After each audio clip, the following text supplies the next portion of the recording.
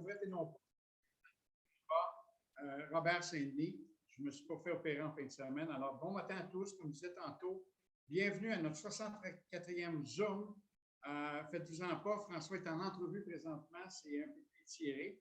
Alors, c'est la raison pourquoi vous me voyez. C'est le cadeau, c'est l'équipe B, je pense, c'est Christian qui est là, mais quand même, on va relever le défi. Sans plus tarder, vous savez le titre de la rencontre, c'est la double représentation. Où en sommes-nous? Il y a déjà 41 personnes de branchées, ça va bien. Pourquoi ce thème-là? C'est que tout le monde sait que la loi CQ va amender la loi du courtage à partir du 10 juin. Et puis, un point dans cette modification-là de la loi, c'est la double représentation. Et puis, on aimerait faire le point où on est aujourd'hui. Robert va vous parler, Robert Saint-Denis, va vous parler des recherches qu'il fait et puis de ses sources afin de vous éclairer à ce sujet-là. Il y a plusieurs personnes qui prétendent savoir la vérité, mais ce qu'on va vous parler aujourd'hui, c'est ce qui est vraiment officiel en date d'aujourd'hui. Alors, techniquement, vous ne voyez pas ce que vous allez voir, mais on va bouger.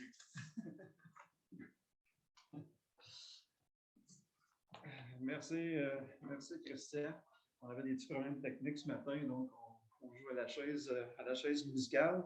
Donc, double représentation, où en sommes-nous? Bon, on a entendu toutes sortes de choses. Je vais débuter par tout simplement vous lire le début d'un communiqué qu'on a reçu de l'APCVQ, communiqué qui était le plus pertinent. Vous avez possiblement reçu aussi des communiqués de l'OACQ. On avait décelé là-dedans certaines zones grises, donc la PCQ qui travaille pour nous est allé un petit peu plus loin. Donc, je commence par vous lire le communiqué de la PCQ qui nous dit « Nous souhaitons aujourd'hui vous transmettre les informations les plus à jour que nous possédons sur le sujet et vous faire part des démarches que nous avons entreprises afin de défendre vos intérêts et ceux de vos courtiers. » Voyez-vous, là, le mot-clé là-dedans, c'est les informations les plus à jour. C'est ce qu'il faut retenir. Ensuite, il complète en disant « Il est important de préciser que les détails liés à l'application des changements nous sont encore inconnus. » Donc, il y a certains détails qui sont encore inconnus et de nous et de la PCQ. Et à ce moment-là, on attend des précisions qui devront être fournies par l'OACQ au cours des jours ou des semaines à venir. Fait, ce que j'ai le goût de faire avec vous ce matin, comme Christian nous l'a dit, l'application est prévue pour le 10 juin 2022. Donc, j'avais le goût avec vous là, de définir les rôles. Le rôle que le courtier, en fait, il y en a trois. On va se faire une petite définition pour se mettre dans le contexte, puis par la suite, on va aller voir là, les nouvelles lois là, de la double représentation, le traitement équitable et tout ce qui vient avec. Donc, le premier rôle que vous allez avoir, c'est le rôle du courtier-vendeur. Donc, vous savez pertinemment que le courtier-vendeur, lui, il défend les intérêts du vendeur parce qu'il est lié par un contrat de courtage-vente et sa rétribution, elle est prévue et est disponible à partir du contrat de courtage-vente.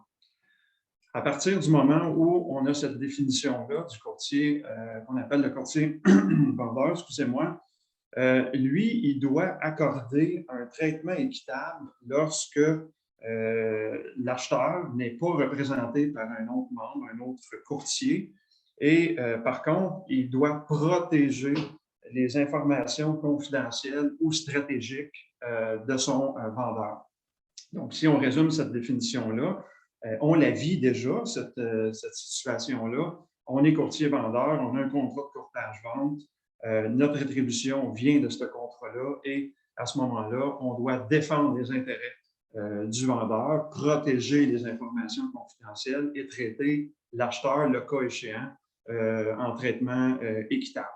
Donc, ça ne changera pas. On va voir tantôt de quelle façon ça va être appliqué, par contre. C'est plus au niveau de la structure ou de la procédure là, qu'il va y avoir certains changements. On a le courtier acheteur. Le deuxième rôle que vous allez avoir, c'est le courtier acheteur. Bien, lui, il est quand même assez simple.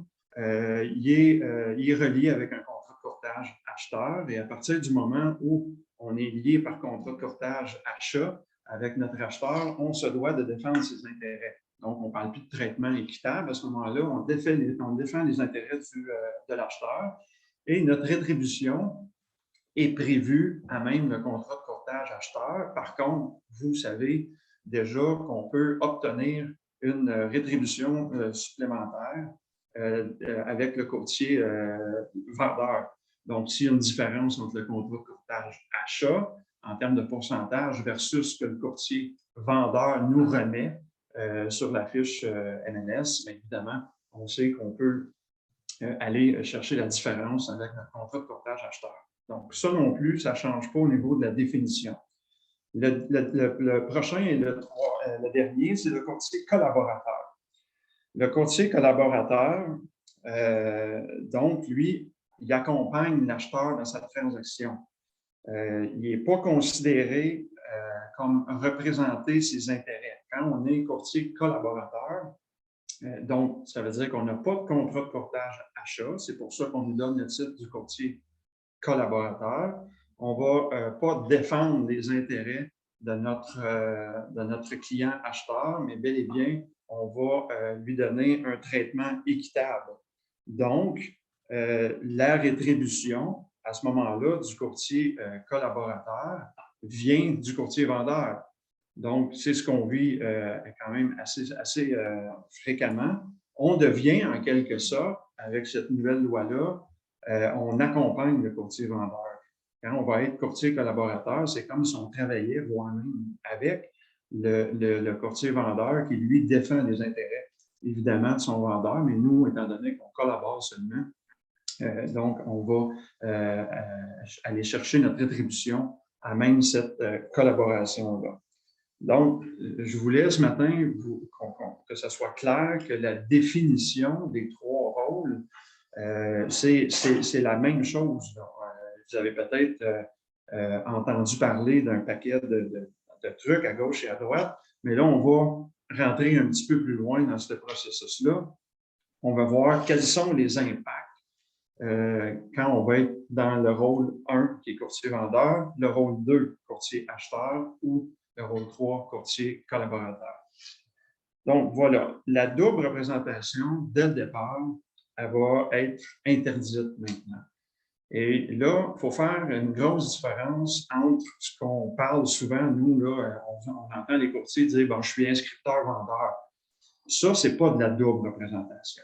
La double représentation, ça s'applique lorsque on a un contrat de courtage-vente et on a un contrat de courtage achat et que cet acheteur-là veut faire une promesse d'achat sur la propriété là où on a un contrat de courtage-vente.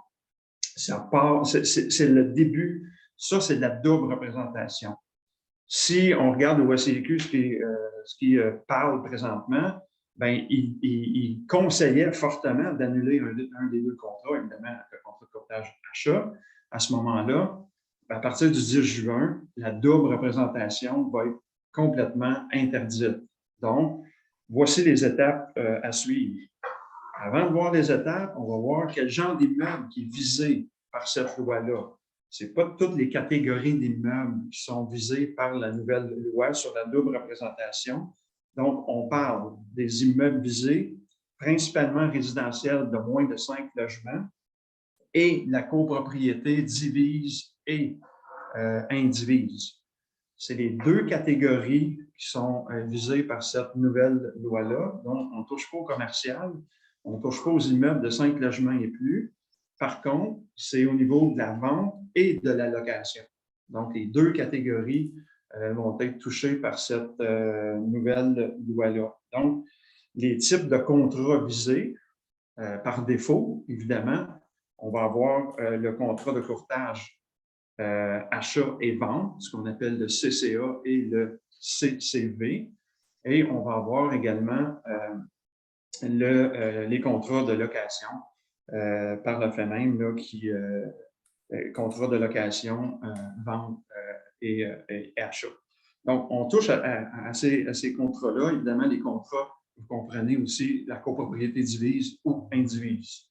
Donc, c'est les seuls contrats de courtage qui sont touchés par la nouvelle loi. Donc, maintenant, quoi faire? si on est placé dans une situation de double représentation, c'est-à-dire, je me répète, mais je veux que ça soit extrêmement clair, l'équipe de direction, on veut que ce soit clair là-dessus, on a un contrat de courtage-vente, donc on défend déjà les intérêts du vendeur. On a un contrat de courtage-achat, on défend les intérêts de l'acheteur. À ce moment-là, si cet acheteur-là veut faire une promesse d'achat sur la propriété dont on détient un contrat de courtage-vente, on est en situation de conflit d'intérêts maintenant à partir du 10 juin. C'est interdit de le faire. Donc, la première étape, ça va être l'annulation du contrat de courtage achat. Comprenez là, que c'est une logique. Là, si on annule notre contrat de courtage-vente, on n'a plus de propriété en vente. Donc, logiquement, on va annuler le contrat de courtage achat. Et à quel moment il va être annulé? C'est à la signature de l'annulation. C'est même pas à partir du moment où l'acheteur va avoir reçu cette annulation-là. L'OACIQ nous dit qu'à partir du moment où nous, en tant que courtier, on rédige l'annulation du contrat de courtage achat, le contrat il va être annulé d'emblée. Maintenant, ceci étant fait, l'acheteur a trois options qui s'offrent devant lui. OK? Donc, la première option, on va lui recommander à l'acheteur, donc on a utilisé le mot « recommander » dans les communiqués qu'on a vus, on va recommander à l'acheteur de conclure un nouveau contrat de courtage achat avec un autre courtier. Évidemment, un courtier de notre bureau, ça va être permis, voire même un courtier de votre équipe. Si vous êtes une équipe, ça va être permis. Mais selon certaines conditions, c'est ce qu'on va voir là avec le choix qui va s'offrir à vos acheteurs. Donc, on a nos immeubles qui sont visés, on les a nommés, donc immeubles principalement résidentiels de moins de 5 logements, les copropriétés divises ou indivises et les contrats de courtage qui s'y rattachent. C'est nos deux catégories. L'entrée en vigueur le 10 juin et on sait que la double représentation, ce qu'il faut retenir, ça va être interdit. Donc, on ne peut pas défendre les intérêts et de l'acheteur et du vendeur au même moment. Ça va être complètement défendu. Et quoi faire dans ces moments-là? On va annuler notre contrat de courtage achat et on va recommander à notre acheteur de se faire représenter par un courtier de notre bureau, voire même de notre équipe. Donc, option numéro 1, il peut être représenté par un nouveau courtier avec qui il va signer un contrat de courtage achat. OK? Ça peut être, évidemment, nous, ce qu'on va suggérer fortement et logiquement, on va à ce moment-là utiliser un confrère, une consoeur de notre bureau et on va prendre entente avec ce courtier-là pour au niveau de la rétribution, au niveau de tout ce qui peut comporter une telle démarche. Donc, on s'en va sur une référence, par exemple. Bon, ça sera à vous de voir. On regardera l'équipe de direction si on va mettre des barèmes là-dessus. Mais je pense que, logiquement, ça va être à vous, les courtiers, là, de déterminer qui va faire quoi. Par contre, on a certaines barrières. On a certaines barrières que l'OACIQ nous donne dans une telle procédure. C'est qu'à partir du moment où votre contrat de courtage achat est annulé, là, vous défendez seulement les intérêts du vendeur.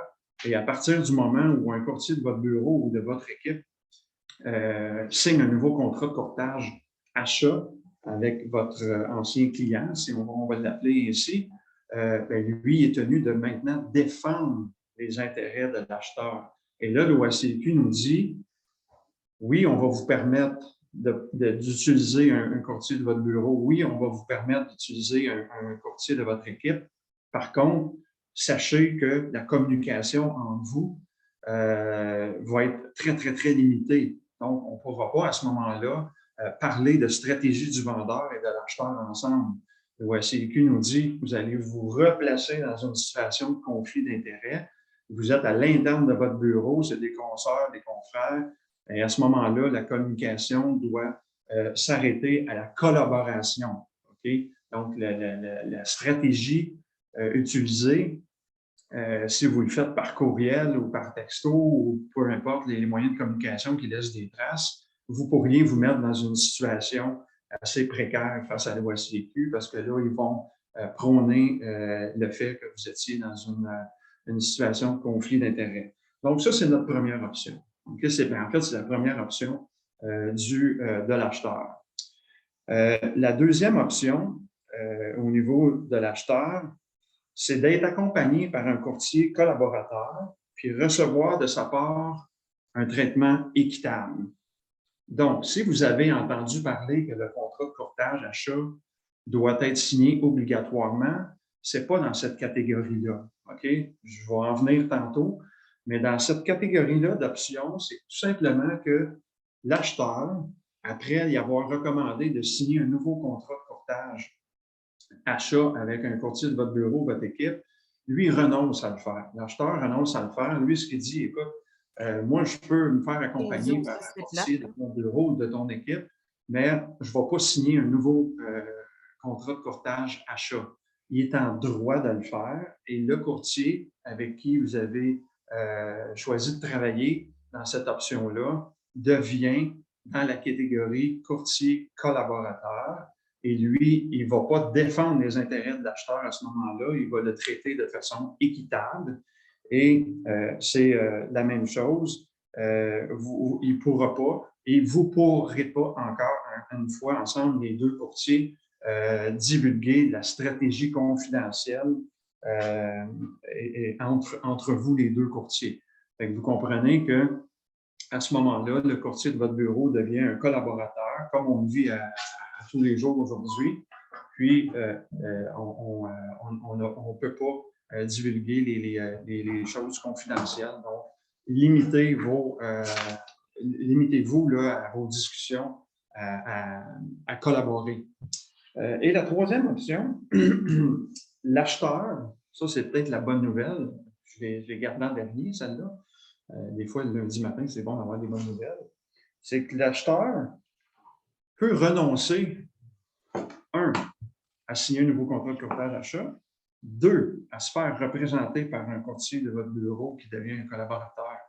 Lui, il pourrait décider de continuer de travailler avec vous et à ce moment-là, vous devenez le courtier vendeur parce que votre contrat de courtage-vente est toujours en force et vous défendez les intérêts du vendeur uniquement et vous allez traiter cet acheteur-là de façon équitable. Donc, c'est ce qu'on vit aujourd'hui. Et là, la définition du traitement équitable, je vais finir avec ça tantôt, c'est la partie qui est moins étoffée, okay, de la chose. Fait que option 1, le courtier accepte, l'acheteur accepte de signer un nouveau contrat de courtage achat avec un courtier de votre bureau, de votre équipe. Deuxième option qui s'offre à lui, il ne signe pas un contrat de courtage achat, par contre, il décide de se faire représenter, de se faire accompagner, donc par un courtier qui devient courtier collaborateur, donc en traitement équitable seulement. Et 3, il ne prend pas les options 1 et 2 et il décide de continuer avec vous. Par contre, là, vous défendez les intérêts du vendeur. Dans les 3 cas, vous allez toujours défendre l'intérêt du vendeur parce que votre contrat de courtage-vente va être toujours en force. Et à ce moment-là, vous allez le traiter de façon équitable. Bon, ce que vous avez entendu parler, peut-être, ce que nous, on a entendu parler beaucoup sur les réseaux, les réseaux sociaux, c'est la fameuse... oui, OK, parfait.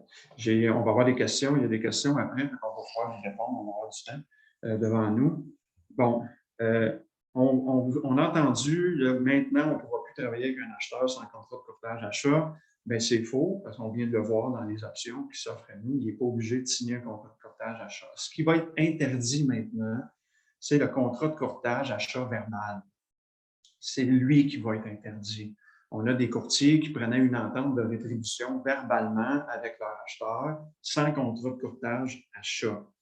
Ça va être interdit. Okay? Pour qu'un courtier maintenant puisse représenter l'acheteur, donc défendre ses intérêts, le courtier et l'acheteur devront convenir par écrit par un contrat de courtage achat. Il n'y a plus aucune rétribution possible qui va avoir lieu entre un acheteur et un courtier si on n'a pas de contrat de courtage achat. C'est là qui est obligatoire. Fait que si vous voulez avoir une rétribution d'un acheteur ou une partie de rétribution, parce que bon, si vous avez signé un contrat de courtage achat, par exemple, à 3 %, puis le courtier qu'on appelle l'inscripteur ou le courtier vendeur, ça va être les nouveaux termes. Le courtier vendeur vous donne 2 %, mais vous savez qu'il y a une différence de 1. Ce 1 %-là va être payable par votre acheteur via souvent la clause R2.5 qu'on vous recommande fortement. Bien, à ce moment-là, si vous n'avez pas de contrat de courtage achat, ce ne sera plus possible de le faire. Okay? C'est la seule option que vous avez entendu parler peut-être un peu tout croche, là, mais on en a fait l'analyse. Je me suis plongé quand même longuement là-dessus. C'est les informations qu'on a eues. Avant de passer à la période, les questions qu'on a eues au niveau du chat, le traitement équitable. Bon, ça va devoir faire l'objet d'une plus grande précision au niveau de l'OACQ. L'APCEQ, présentement, abonde en ce sens aussi. On s'est aperçu, ceux qui en ont fait l'analyse, du moins, que la plus grande zone grise est au niveau du traitement équitable. Ce qu'on peut ou ce qu'on ne peut pas faire. Voici ce qu'on nous dit comme définition pour le moment. Okay? Je dis pour le moment, je pèse mes mots parce que ça va changer. Ça va possiblement changer ou ça va se préciser. On dit recommander à l'acheteur non représenté d'avoir recours à des clauses usuelles de financement et d'inspection dans une promesse d'achat avec objectivité. Donc, on nous dit, quand on traite de façon équitable notre client, ben, on l'accompagne ou on lui recommande, par exemple, la clause d'inspection, la clause de financement. Et il faut être objectif à travers tout ça. Toutefois, on ne peut lui divulguer aucune information confidentielle ou stratégique du client qui, lui, est représenté. Fait que voyez-vous, là, c'est quand même une zone grise qui est quand même assez large. Et on nous dit comme deuxième définition, si on veut, fournir et compléter pour l'acheteur non représenté un formulaire de promesse d'achat vierge et ses annexes. Et là, il y a des gens qui ont pensé en lisant ça, voyez-vous comment ça peut porter à confusion? On fournit des promesses d'achat vierges et c'est le client qui complète. Non, si on regarde, fournir et compléter pour l'acheteur. Toujours le courtier qui va le faire pour l'acheteur, mais la tournure de la phrase qu'on nous a donnée, des formulaires vierges, bien, j'espère qu'ils sont vierges les formulaires quand on débute une transaction, une promesse d'achat ou peu importe. Donc, c'est ça la distinction. Mais la plus grande précision, ça va être le traitement équitable. On va vous revenir là-dessus. La PCEQ va nous revenir aussi. On imagine que présentement, le OACQ est peut-être un peu débordé d'appels pour ce genre de précision-là. On va passer aux questions, Christian. Oui, la première question, M. Robert, en passant, très, très précis comme explication. La première question, donc, notre client avec qui on annule notre CCA, le CCA, pour faire une offre d'achat sur notre listing, il signe avec un autre courtier. L'offre n'a pas été acceptée. À ce moment-là, on fait un scénario. Là. Il fait signer un CCA à un autre courtier. L'offre n'est pas acceptée. Maintenant, on a perdu notre client acheteur qui a maintenant un CCA avec notre collègue. Point d'interrogation. Est-ce que c'est ça qui arrive ou on le récupère? C'est ça qui arrive, mais on peut avoir dans la nouvelle entente, puis ça sera précisé par l'OACQ, mais moi, je vais vous répondre comme moi je le vois et que je l'analyse parce que je me suis posé cette question-là, évidemment. On pourrait avoir une entente écrite entre les parties qu'advenant le cas où la promesse d'achat ne fonctionne pas sur cette propriété-là. Bien, on va récupérer notre client en signant un nouveau contrat de courtage achat. Si je vous réponds rondement là-dessus, les cas de CCA et CCV en même temps ne sont pas si nombreux que ça non plus. Il faut que ça tombe sur votre inscription et que vous aviez un contrat de courtage achat déjà. S'il vous appelle sur le fly, le client, il veut aller visiter la propriété, vous savez que vous avez des étapes verbales à faire au Québec, là, lui poser la question s'il est déjà représenté, etc., etc. Ça ne va pas changer. Fait. Oui, je présume qu'on va nous donner cette option. Ça va être précisé. Deuxième question, mais c'est dans le même sens. Si la promesse d'achat n'a pas fonctionné, je reprends mon acheteur, s'il y a une entente, oui, on peut te répondre à ça. Logiquement, le CCA serait fait seulement pour l'adresse précise avec un délai qu'on s'entend d'avance avec celle ou celui qui a donné la référence. Logiquement, je le vois de la même façon. Good, des réponses précises. Si on prend l'option 3, OK, on s'en souvient, c'est acheter seul et recevoir du courtier vendeur un traitement équitable. OK? Si on prend l'option 3, le client veut quand même faire affaire avec nous sans CCA. Qu'en est-il de la rétribution si notre CCB nous indiquait 4 total? On devient scripteur-vendeur dans les termes qu'on est là présentement, à moins que ça change d'ici le 10 juin. Jusqu'à preuve du contraire, ils ne nous ont pas rien indiqué à ce niveau-là. Excellent. Donc, si un acheteur ne veut pas de courtier CCA ou collaborateur et qu'il veut simplement un traitement équitable, nous allons quand même travailler pour l'acheteur sans être rémunéré. Bien, en fait, on va le traiter équitable, mais on va toujours défendre les intérêts du vendeur. Ça, ce terme-là ne peut pas changer. Donc, il faut faire attention, puis c'est le traitement équitable qu'on va devoir, que l'OACQ va devoir définir à ce moment-là. Mais pour ce qu'on en sait présentement, le traitement équitable, c'est qu'on ne peut pas lui divulguer à cet acheteur-là la stratégie du vendeur ou des informations confidentielles. Alors, si je vais sur un listing d'un autre courtier avec un acheteur, est-ce que je suis obligé d'avoir un CCA? Non. On est collaborateur, fait qu'on tombe dans la définition, le courtier collaborateur. C'est la troisième définition que j'ai faite tantôt. Donc, à ce moment-là, on est collaborateur seulement, on n'a pas de CCA, on le traite de façon équitable, puis on travaille presque pour le client, le courtier vendeur. Donc, la rétribution va venir directement du courtier vendeur. Sauf qu'en travers les branches, on entend dire que l'OACQ pousse fort pour que les CCA se signent entre les courtiers et les clients acheteurs. Oui, ça, c'est une rumeur. Ça, c'est une rumeur. L'autre question ou commentaire, est-ce qu'il y aura une définition officielle ou un document expliquant le traitement équitable que l'acheteur devrait signer? On l'espère fortement. On l'espère fortement pour que ce soit clair et pour nous, les courtiers, et pour le client vendeur. On est sur le modèle de Colombie-Britannique. Donc, je pense que je ne l'ai pas étudié, celui-là, la Colombie-Britannique, parce que là, on a assez d'étudier là. Mais je pense qu'eux, c'est par écrit. Il y a des divulgations écrites qui sont faites. On comprend bien, là, avec les propos de Robert, que la loi peut changer tout d'ici au 10 juin, parce que, justement, ils s'aperçoivent qu'il y a des petites coquilles dans leur système. Autre question, commentaire. En bref, c'est qui bénéficie de cette nouvelle procédure? Point d'interrogation. On fait signer beaucoup de contrats aux clients, puis ça peut les rendre craintifs, effectivement.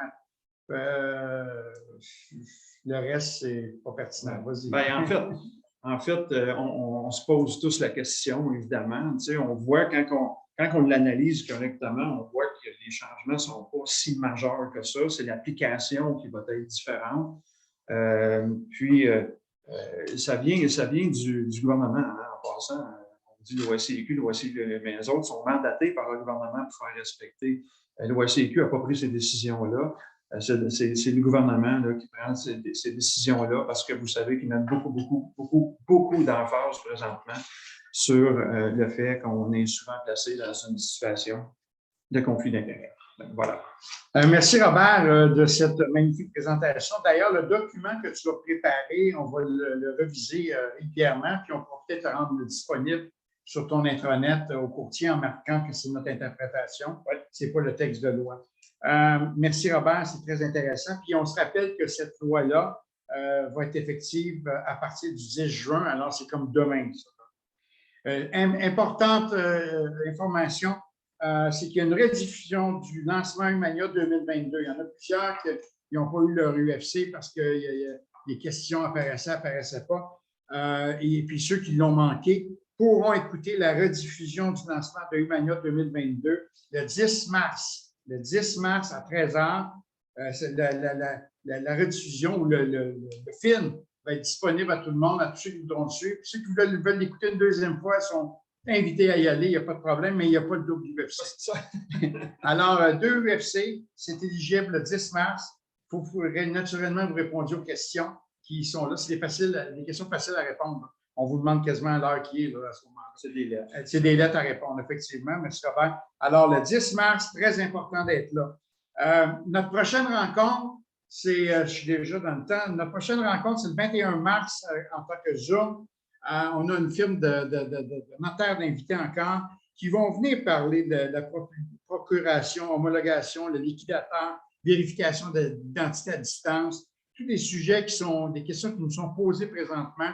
Et puis, à ce moment-là, les notaires vont venir nous aider à bien comprendre, à démystifier ces sujets-là. Puis, on aura peut-être des nouvelles de notre fondation, la prochaine rencontre. Alors, les efforts que vous avez faits.